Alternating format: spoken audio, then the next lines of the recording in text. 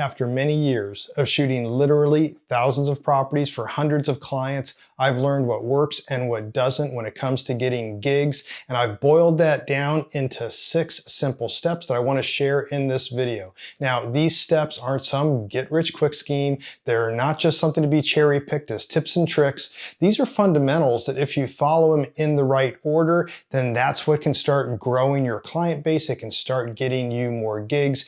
If these steps don't work, something is going wrong. I'm going to talk about that more near the end of this video, as well as some other marketing techniques. But this all boils down to 6 basic steps. Step number 1 is you have to show that you're better. You have to show clients that you're better than the competition. So what that means is before you ever think about marketing, before you think about putting together a portfolio, you need to make sure that you can do the work and you can do it to the standard that your market is used to seeing. So it's going to be hard to convince anybody to hire you as a real estate photographer. If you just even meet their expectations, you need to exceed those expectations. You need to be better than everybody else around you. And it's a matter of just honing your craft to actually learn good quality real estate photography and then start applying that and practicing and practicing and practicing. Now, if you're new to real estate photography or like the Flambient technique that I use, which helps me garner the higher paying gigs doing real estate photography. If you're unfamiliar with that, you might want to download my ebook on interior real estate photography. I have a link to that down in the description for this video, as well as some other links to help you get started doing this. I got a lot of free tutorials on this channel as well that can help you get started, or maybe there's some problem areas that you need to refine, but you have to make sure that you are ready to actually show the world that you can do better than what they're having right now. If you go out there and say, well, I want to just be able to do real estate photography, will you hire me? There's money involved here. This is how realtors and businesses, they're paying their own way. They're putting money in their pockets from these property deals. And if you come into the picture, you're part of that equation. So you have to be an investment that will help them garner the money and their profits. So it isn't just a matter, hey, this is just for some friends, we're going to go out and shoot something for you. No, there's money on the table, so you have to show that you are going to be worth the money that they're paying. And we're going to talk about that here in one of the steps too, because you might be able to charge more. But next, step number 2 is more of a mindset change. And you have to start thinking in this step is that you want clients more than gigs.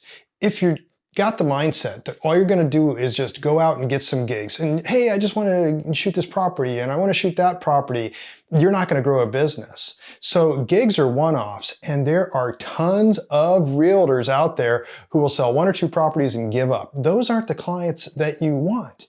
So if you just go after gigs, there's going to be a whole bunch of realtors that don't know any photographers, and they'll just pick anybody that comes along and they'll just use them to shoot whatever for their property. No, you want clients. You want somebody who's been in business long enough. I'm going to talk about in some of the following steps how to get those clients, but you got to change your mindset first on that you want to have clients more than gigs, which leads us to step 3. Tell your friends. You need to start spreading the word in your own social circle, your own network. You need to start telling your friends and in your network that you are starting real estate photography.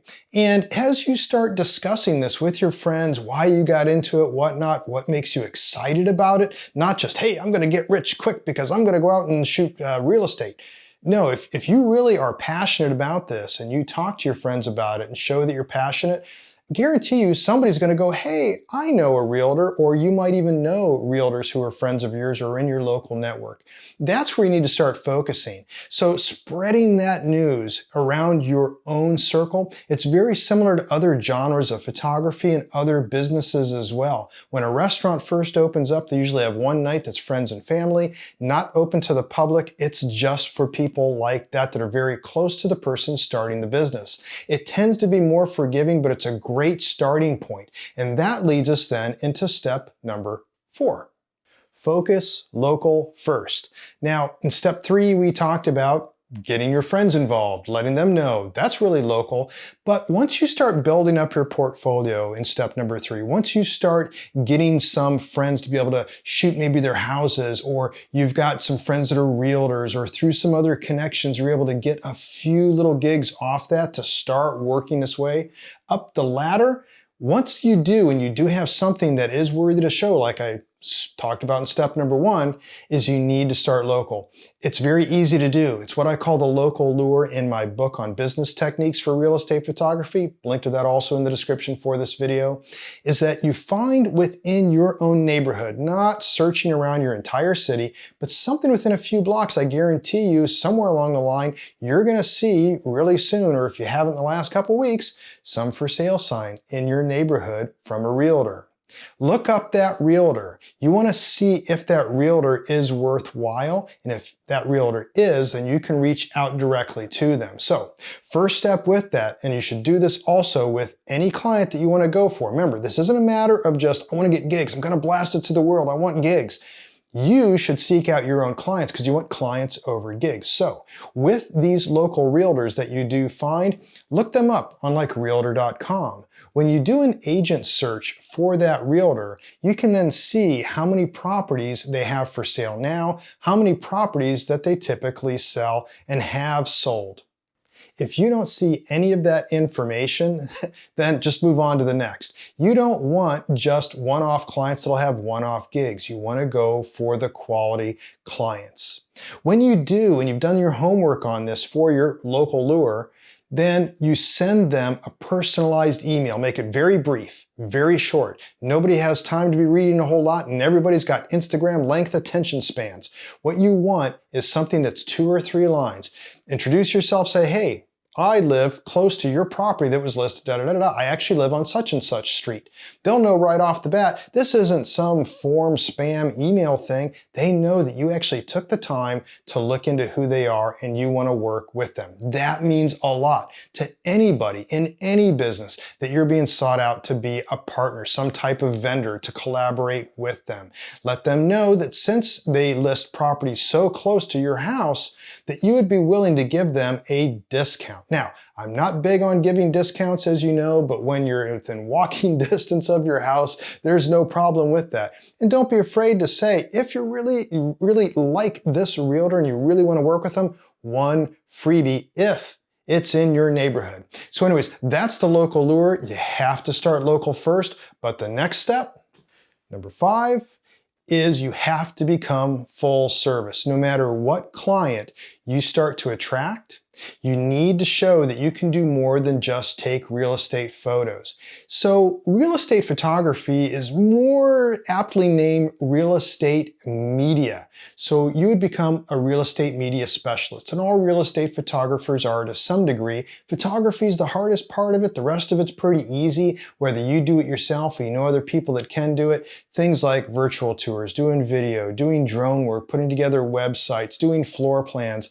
Those type of add-ons, if you show that you can do that and provide that, even though clients may never use that, they'll want to know that you're a one-stop shop. So that's something to look forward to as you are building your skill set and becoming a good photographer. It's not just the quality of the photos, it's being able to also provide add-ons. Add-ons don't have to be done all by yourself. You can look for other people to partner with to do them, but a lot of these other add-ons are very easy to do. Anyways, moving on to the next step. Step number 6. This is the one that almost seems counterintuitive. And I know when I say this, a lot of people, especially trying to get gigs, they're going to back up and take a second look at me. But step number 6 is charge more. There's something called the brain valuation system, which associates higher priced goods to have higher quality. Studies, even out of the journal Nature, have proven this when it comes to wine tasting, that if you price a wine higher, it will be perceived as tasting better, even though the price of the wine might have been lower. So that's human nature. Also, when you're not afraid to show that you're charging a little bit more, you're trying to say, you're conveying something to the world that I'm better. I deserve to get more. Now, it doesn't have to be a lot more, but the last thing you want to do is what's known as the race to the bottom. You don't want to be competing for price. It's a no-win situation. One, clients that are looking for just price are not the clients that will continue to give you gigs. They'll just find somebody else eventually that's lower priced. You've lost it. You can't build a sustainable business off clients like that. And remember in the earlier step of clients over gigs. The other thing too is you have to be profitable. And realtors that have been in business long enough, that get a lot of sales, the majority of them will know this principle, that they'll be willing to pay a little bit more to have a reliable photographer, a quality photographer, a full service photographer, somebody who can do it all for them and ensure that their investment is going to pay off. What they invest in you is going to bring them value. So this is why, one, you need to get good. That's that first step. Don't forget, you need to make sure that you are really ready to tackle this, because if you're not, none of these other steps will work. But once you are ready and you start going through your local network, you start working on focusing first, you become a full service type of media provider for real estate, and you change your mindset, especially very early on in this process that you want clients over gigs. The last step of being able to charge more is easy enough to do, but there's a little bit more to this. There's a few items that no matter what you do with these steps might not work in your favor, and you might wonder why. Let me explain a little bit about that. One of the biggest misunderstandings when it comes into doing real estate photography is that it is a business, and like any other business, you have to be prepared for investment and loss. So a lot of people think, well, I can keep my day job and I could do this part-time. And yes, that is quite possible to do, but you won't have the availability to clients to be able to do their work. If you're only available on the weekends, you're not going to get all the gigs, you're not going to be reliable, you're not going to be the go-to media expert or real estate photographer. So you have to really think, if you want to get into real estate photography, try it out, see how it works, do those first couple steps. Before though you start marketing yourself, just through that local lure, or even through the step early on of just connecting with your friends and letting them know, right around steps 1, 2, and maybe 3, you could maybe still hang on to a part-time job or a full-time job, but at some point when you start moving into steps 4, especially step 5 and 6, you got to do this full-time. But you will take a loss. You have to be prepared for not making a profit during your first year. That's the way it is with every business. Every successful business that exists today took a loss for at least 1 year. Amazon's a great example of that. They lost money for years and years, but look at them now. So the same thing with your business as a real estate photographer. Be able to be prepared to take somewhat of a loss, and in that loss, there's one very important thing that is so often overlooked and so often put aside, and that's your investment. And your investment is twofold. One, yes, gear. You got to make sure that you've got all the right gear, you got all the backups, you got all that stuff, all the things I talk about in my real estate photography series. But you also have to invest in yourself, and that means investing time into honing and perfecting your craft. And that's what this is. If you're just going out there to just shoot the everyday HDR, run and gun, run-of-the-mill stuff, you're not honing a craft, you're just trying to vie for the same business as everybody else. But when you really become good at what you do and you can specialize in that, that's what garners the more reliable clients. That's what brings in a more steady flow of income. And when steps like this don't work, a lot of times people will blame it on, well, I just need to advertise more. I need to get on social media, put stuff out there. I need to run Google ads. That stuff's a waste of time when you're first starting out. Yeah, there might come a point where a few ads might help when you really have a good portfolio and you want to really spread the word, you want to get a few clients. But quite honestly, if you go on Google Business, which is entirely free, you can list your business and all the services that you provide. It's free advertisement right there. But moreover, when you're doing real estate photography, you have an advantage that doesn't exist in other genres of photography, and that's the MLS. That's the multiple listing service in the United States. Other countries call it different, but wherever your pictures are shown, whether it's on Realtor.com, Zillow.com, on the MLS, every realtor in the area that wants to represent a buyer is going to see your photos instantly. If they stand out, chances are that realtor is going to ask the listing agent that hired you, who shot your photos? Who's your photographer? Boom, referral. Word of mouth is so powerful in businesses like this, photography in general, and especially real estate photography. You have to show in step number one that you're really good. You need to be able to build that reputation so that people will want to ask, who's your photographer? And you can get a word of mouth referral. But even after all this, if things aren't working out for you, if you're not growing, if you're not getting the gigs, you need to start doing a little research. There's a couple things that might shed a lot of light on what's going on. One, did you get hired? But are you not getting rehired? It's not price any longer. If you got hired once before, they already paid your price. Now, if you gave them a free shoot, that's one thing, or a deep discounts, that's another. But if it's just, hey, I shot 2 or 3 gigs for this person, and all of a sudden they stopped and they started using someone else, it's no longer about price, probably. It's probably more likely that there's something that you did that they didn't like. Could it be quality? Maybe. Could it be turnaround? Possibly. Could it be your personality? Believe it or not, that ranks really, really high. So when I first started doing real estate photography, starting out like everybody else, mine wasn't the most stellar work out there, but I tried to be the nicest guy you could ever find. When I would make mistakes, the clients were so forgiving. And you don't argue about it. You just kill them with kindness. Oh, could I come out and correct that for you? Could I do something? Maybe next time I'm out there, I'm so sorry. You kill them with kindness. You have to be the nice guy. So anyways, personality goes a long way. So once again, if you got hired, but you're not getting rehired, you need to reevaluate what's going on, but don't get caught into that race to the bottom. If you're not getting hired at all, then there's a few things you might have to look at. One, go back to step one. Do you really have the quality of work that is sellable in your area?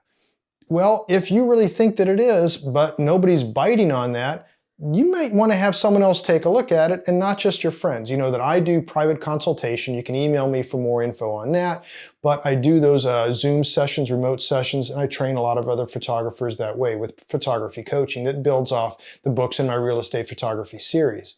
But if you think that you have good quality, and it does look like you have good quality, then you have to evaluate what's going on. Are you not targeting the right audience or something else? But more than likely, these 6 steps that I covered here, if you follow them in their order, you should be able to easily start getting more clients, keep your clients, thus growing your real estate photography business.